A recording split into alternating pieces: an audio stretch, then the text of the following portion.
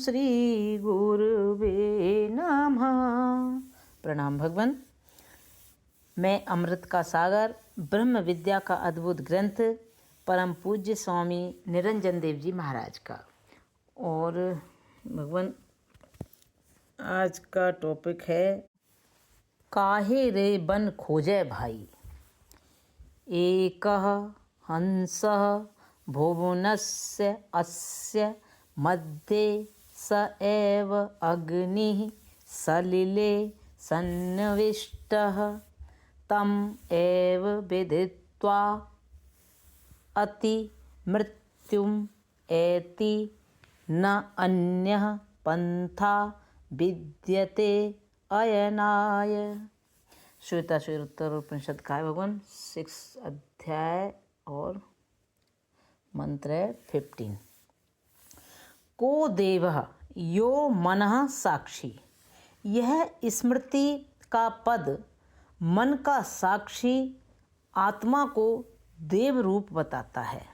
यह स्मृति का पद मन का साक्षी आत्मा को देव रूप बताता है। श्वेताश्वेतर उपनिषद की श्रुति भी है। एको देवः इति श्रुते।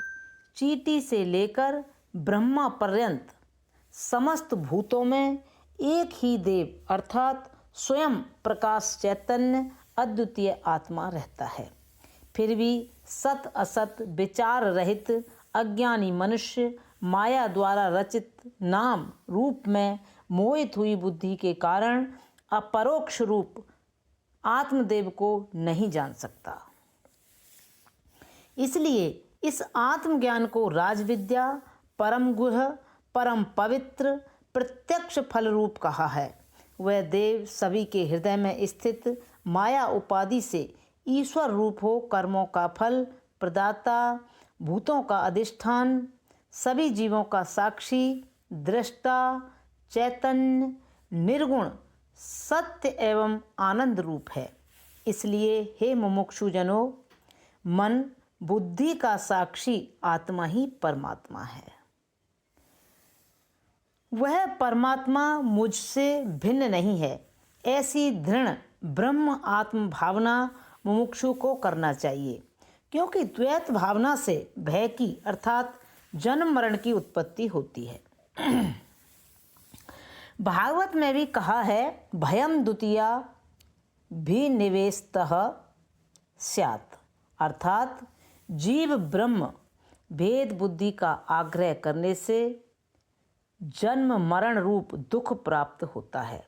इसलिए अद्वैत बुद्धि हेतु वेदों के महावाक्यों का श्रोत्रिय ब्रह्मनिष्ठ गुरु से श्रवण मनन तथा निधिध्यासन कर उसके तात्पर्य को समझना चाहिए। आत्मा वा अरे द्रष्टव्यो श्रोतव्यो मंतव्यो निधिध्यासितव्यः। ये बृहदारण्यकोपनिषद का है। एको देवः सर्वभूतेषु गूढ़ः सर्वव्यापी सर्वभूतान्तरात्मा कर्माध्यक्षः सर्वभूताधिवास साक्षी चेता केवलो निर्गुणश्च। श्वेताश्वेतर उपनिषद 6वें अध्याय का 11वां मंत्र श्लोक। हे मैत्रेय, आत्मा ही दर्शनीय, श्रवणीय, मननीय और ध्यान किए जाने योग्य है। आत्मा का ज्ञान हो जाने पर कुछ भी करना शेष नहीं रहता है। जब तक बाह्य शब्दादिक विषयों में चित्त आसक्त है तब तक मोक्ष प्राप्ति कठिन है। अतः समस्त विषयों को विष के समान त्याग कर किसी श्रोत्रिय ब्रह्मनिष्ठ गुरु की एकमात्र शरण ग्रहण कर श्रवण मनन आदि द्वारा आत्मा साक्षात्कार संपादन करना, बस यही मोक्ष प्राप्ति का मुख्य साधन है।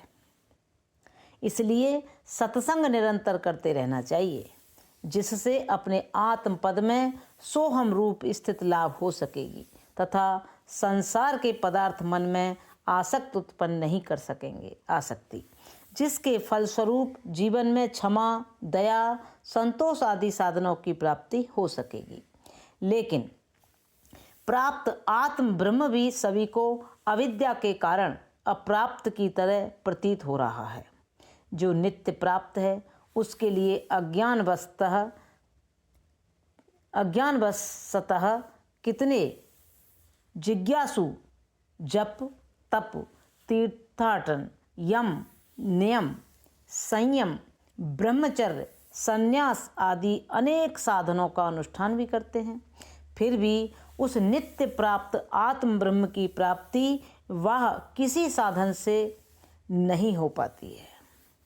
आत्म ब्रह्म की प्राप्ति वाही किसी साधन से नहीं हो पाती है। जब यह जीव कोई दयालु श्रोत्रिय ब्रह्मनिष्ठ सद्गुरु परमात्मा का प्रत्यगात्मा रूप से सोहम रूप से उपदेश श्रवण करेगा, तब ही उस ब्रह्म विद्या के उपदेश द्वारा परम शांति को प्राप्त हो सकेगा। फिर मैं दुखी हूँ, मैं कर्ता भोक्ता जीव हूँ, मैं साधन द्वारा ब्रह्म को प्राप्त करूँगा, इस भ्रम रूप अविद्या की पूर्णतया निवृत्ति हो जाने से घर की वस्तु घर में ही रखी हुई प्राप्त की तरह प्रतीत होती है।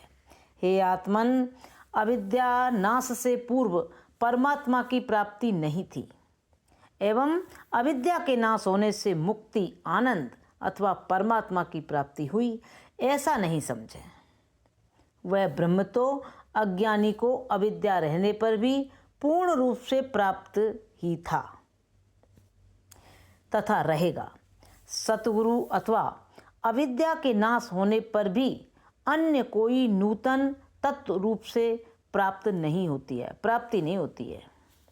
वह सच्चिदानंद परमात्मा तो ज्यों का त्यों प्रत्येक प्राणी में हर समय त्रिकालवाद रूप में स्थित है। क्या नास्तिक में, क्या आस्तिक में, वह तो असंग ही है। ब्रह्म प्रथम जीव रूप से रहता हो एवं ज्ञान हो जाने पर परमात्मा रूप से हो जाता हो, ऐसा भी नहीं है। ब्रह्म प्रथम जीव रूप से रहता हो एवं ज्ञान हो जाने पर परमात्मा रूप से हो जाता हो, ऐसा भी नहीं है।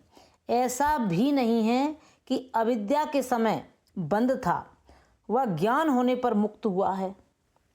वह ब्रह्म तो निरंतर अचिंत्य चैतन्य घन परिपूर्ण प्रत्यगात्मा असंग ही रहता है। ऐसा भी नहीं है कि प्रथम कर्म तथा उपासना द्वारा उसे शुद्ध कर फिर परमात्मा रूप की प्राप्ति हुई, क्योंकि अगर वो पूर्व से परमात्मा न होता एवं बाद में ज्ञान से बनता है तो जो वस्तु उत्पन्न होती है वह पुनः नष्ट भी हो जाती है, तो फिर वह नाशवान पदार्थ परमात्मा नहीं हो सकेगा, वह फिर जीव हो जाएगा। अतः स्वयं प्रत्यगात्मा को स्वरूप से परमात्मा ही समझना चाहिए। स्वयं प्रत्यगात्मा को स्वरूप से ही परमात्मा ही समझना चाहिए। इस प्रत्यगात्मा को सोहम अयम आत्मा ब्रह्म शिवोहम रूप से बोध किसी श्रोत्रिय ब्रह्मनिष्ठ सद्गुरु के समागम से ही होता है। इसलिए निरंतर सत्संग करना चाहिए, क्योंकि सत्संग से दुस्तर भवसागर पार किया जा सकता है। पुण्य पुंज बिन मिले नहीं संता, सत्संगत संस्कृति कर अंता, कर्णधार सदगुरु धृण नावा, दुर्लभ साज सुलभ कर पावा। प्रणाम भगवान। अब यहाँ से आगे कल लेंगे। ओम शांति शांति शांति।